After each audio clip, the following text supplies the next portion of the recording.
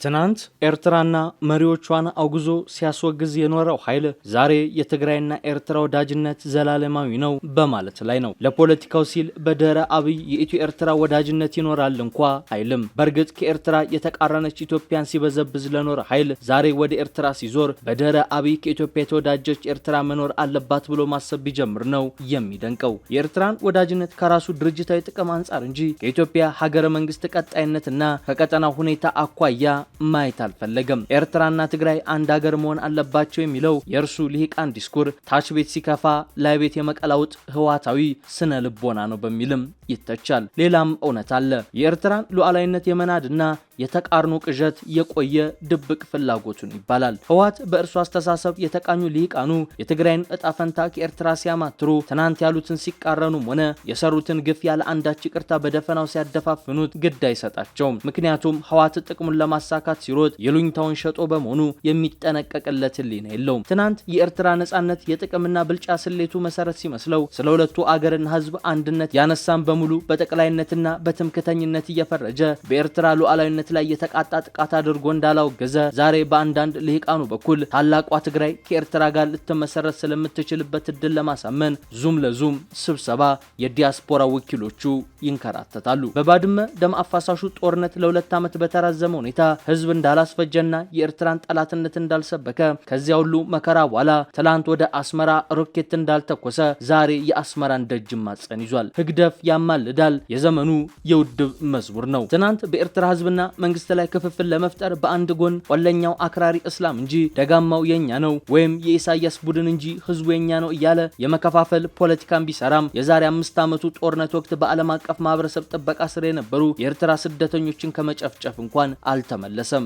ዛሬ ደግሞ የአንድ አፈር ልጆች ነን ይል ጀምሯል። ይህ ነው ህዋት ማለት በተቃርኖ የሚቆም በፖሊሲው የትም ያለ የሚመስለው በተግባር ግን የትም የሌለው። ይህ ሁሉ ሲሆን ከ50 ዓመት በፊት በኤርትራ ውስጥ የጎሳና ሃይማኖት ልዩነት አልቀበልም ያለው በኋላም አገር መምራት ሲጀምር የኢትዮጵያ በብሔር ፖለቲካ መታመስ ውሎ አድሮ ለኤርትራ ሉዓላዊነት አደጋ ነው ብሎ ህዋትን ይቃወም የነበረው በባድመ ጦርነት በኢትዮጵያን አቅም በህዋት መሪነት በተካሄደው ጦርነት 25000 የሚደርሱ የሰራዊቱን አባላት የቀበረው በትላንቱ ጦርነት ሲኒየር አዋጊዎችን ያጣው ግደፍ ወያኔን ህዋትን አያውቀውም። ህዋትን እያወቀውም ቢሆን እንኳን ዛሬ ላይ ወደ እቅፉ አስገብቶታል። በእርግጥም እንግዳው ክስተት ይሄ ነው። የሻዕቢያና የህዋት አጭር ታሪክ ይህን ይመስላል። በቀጣይ ዝግጅታችን ታዲያ እነዚህ ኃይሎች አሁን ላይ ለምን መጣመርን ፈለጉ?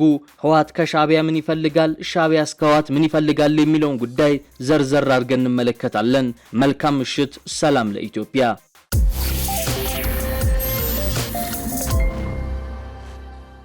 የጽምዶ ጉዳይ አሁናዊ የኢትዮጵያ ፖለቲካ መነጋገሪያ ነውና በዛሬው ጥንቅራችን ጽምዶንና ታሪካዊ ዳራውን ሰፋ አድርገን እንመለከታለን። የ1960ዎቹ የኢትዮጵያ አብዮት ንቅናቄ አንዱ ፍንካች በትግራይና በኤርትራ የሽምቅ ወታደራዊ ባህር ይዞ የቀጠለው ትግል መሆኑ የሚታወቅ ነው። የኤርትራ ጉዳይ በልዩ ሁኔታ የሚታይ ቢሆንም የትግራይ አመጽና ተቃውሞ ግን መሪዎቹ ከሚሉትም ባለፈ የመነሻ ምክንያቱ ሰፊና መዋቅራዊ ፍላጎት እንደነበረው ይነገራል። በአፍሪካ ቀንድ በፍጹም የማይገመት ነገር ግን ደግሞ የሆነ አስገራሚ ክስተት ተፈጥሯል። በታሪካዊ ጠላትማማቾቹ በህግደፍና በህዋት መካከል እየታየ ያለው የጽምዶ አሰላለፍ የዘመኑ ልዩ ክስተት ነው። 2 ክረምቶች አልፈውታል። በእርግጥ ይህ አካሄድ እንግዳ ሊመስል ይችላል። ነገር ግን በአፍሪካ ቀንድ እንዲህ ያሉ የጥምረት ለውጦች ቀደም ሲል ታይተዋል። ይህ ሁኔታ በፖለቲካ ሊቃን ዘንድ ባለው የፊውዳል አስተሳሰብ ላይ እየተመሰረተ ነው። ይኸውም የአካባቢ ገዢዎች እርስ በርሳቸው እየተፎካከሩ በተመሳሳይ ጊዜ ደግሞ በማዕከላዊ መንግስት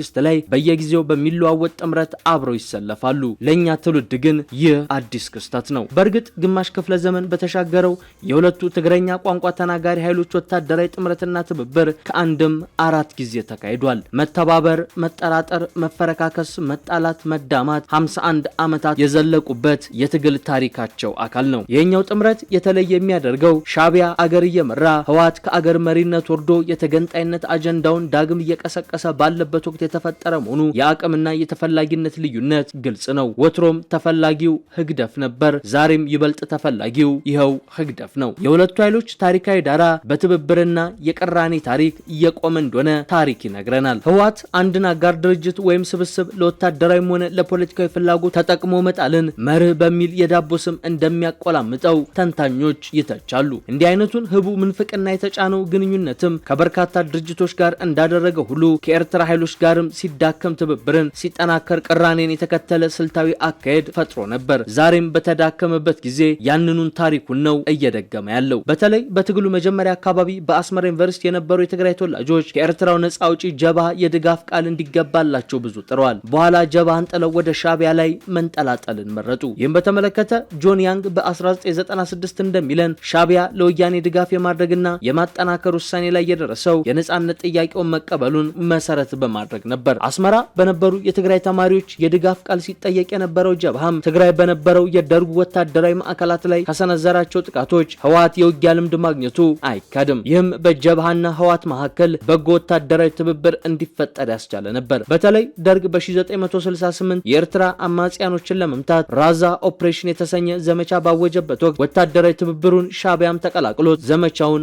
አክሽፈውታል። በዛው ሰሞን ከዚህ በኋላ ነው የህወሓትና ጀብሃ ትብብር ብዙ ሳይቆይ የተቀጨው። ምክንያቱ ደግሞ ህወሓት ገና ከጧቱ የግዛት አጀንዳ መያዙ ነው። ጆን ያንግ እንደሚያስረዳው ጀብሃ የማጥቃት ልምዱን ያካፈለባቸው ወታደራዊ ንቅናቄዎች የልዩነታቸው መነሾ ሆኑ። እነሱም በጣሊያን ከተወሰነው ድንበር ውጭ በሆነ ግዛት ተንቀሳቅሰዋል። ሁለተኛ ጀብሃ በወቅቱ ከኢህአፓና በአመዛኙ የትግራይና ጎንደር መሳፍንት ካቋቋሙት ኢዲዩ ጋር መገናኘቱ ለህወሓት የሚዋጥ አለመሆኑን ተከትሎ ጦር መማዘዛቸው ዋነኞቹ ናቸው። የሆነ ሆኖ እዚህ ጋር አንድ መሰረታዊ የዘመን ተቃርኖ ሳንጠቅስ ማለፍ ይቸግረናል። ያን ጊዜ በህወሓት መሪዎች አስተሳሰብ የትግራይ ትግል ህልውና የሚኖረው በኤርትራ ያለው ትግል ስኬታማ ሲሆን ብቻ ነው ብለው ያምኑ ነበር። የመንግስትነት እድል በእጃቸው በገባ ጊዜ ደግሞ የህወሓት መሪዎች ይህንን አቋማቸውን የትግራይ ህልውና በሻቢያ መደምሰስ ላይ የተመረኮዘ ነው ወደሚል ቀይረውት ነበር። ዛሬ ደግሞ ሌላ ዓለም ላይ ናቸው። ይህ ሁሉ መገለባበጥ በህወሓቶች ዘንድ መርህ የሚሉት የዳቦ ስም አለው። የዚህን ድምዳሜ ምጸት የሚያጎላው ግን በወቅቱ የኤርትራን ትግል ከህልውናቸው በማስተሳሰር የመመልከት ዝንባሌያቸው ከኤርትራውያን በላይ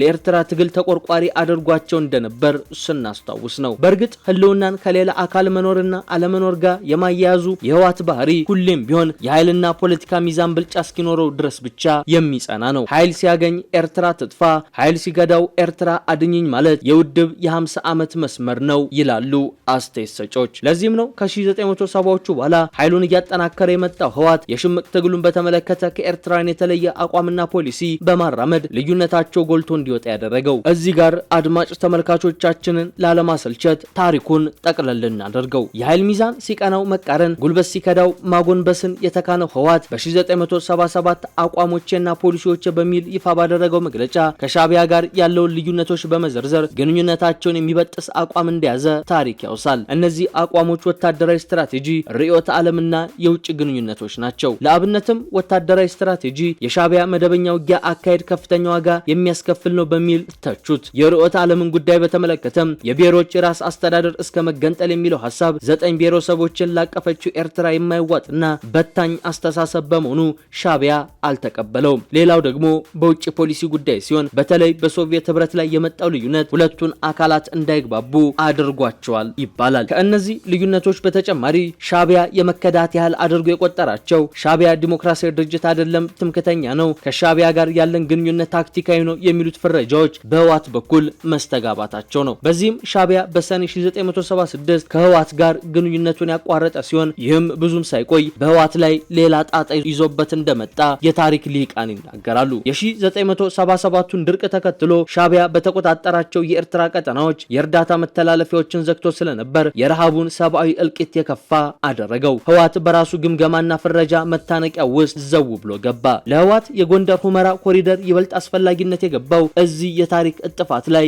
ይመስላል በማለት የወልቃይትን ጉዳይ ያነሳሉ። መስከረም 1977 ህወሓት በማዕከላዊ ኮሚቴ ስም ከካርቱም በወጣው ደብዳቤ ለኤርትራ ትግል የሚሰጠውን እውቅናና ክብር በመናዘዝ የእርዳታ ማስተላለፊያ መንገድ እንዲከፈትለት ተማጸነ።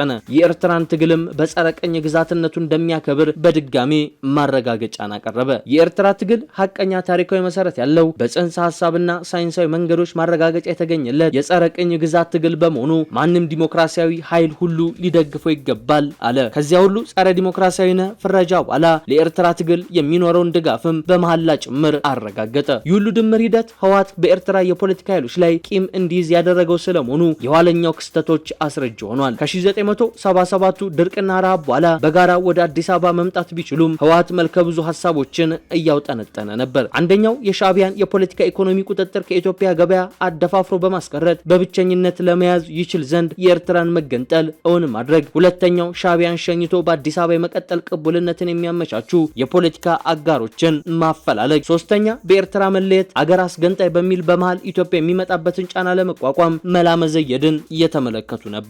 እነዚህን ሐሳቦች እየፈተለ ወደ ስልጣን የተጠጋው የህወሓት ፖለቲካዊ ስሌት እስካሁን ድረስ በሁለት ዋና ዋና መልክና በልዩ ልዩ ስሌቶች ይገለጻል። አንደኛው ለኤርትራ ጀርባ ሰጥቶ አዲስ አበባን በሙሉ እቅፍ መቆጣጠር ሲሆን ይህ ቅድሚያ የኤርትራን መሄድ ትክክለኛነት ለኤርትራም ለኢትዮጵያ ማሳመንና በኢትዮጵያ የብቸኝነት ጥቅለላውን ማስረገጥ ሲሆን በኋላም የኤርትራንና ሻዕቢያን ጠላትነት በማስረጽ የተሰራውን ያካትታል። ህወሓት ከኤርትራ ነጻነት የትርፍ ስሌት ይዞ ትርክት ያበጀ ኃይል ሲሆን አንድም የኤርትራን ለመነጠል ከኤርትራውያን በላይ መውጫ መንገዱን አደላድሏል። በሚኒሊክ እያሳበቡ ኤርትራን መነጠል የመጣበት መንገድ ነው በማለትም ተንታኞች ያስረዳሉ። ትላንት ከህግደፍ መቃብር የሚዘገን ተስፋ ይዞ ኤርትራን ለመቆጣጠር ኤርትራን ማድቀቅ በሚል ይሰራ ነበር። ዛሬ ደግሞ ከሻዕቢያ ሳንባ ተውሶ የሚተነፍስ ሆኗል በማለት ተንታኞች ይተቹታል።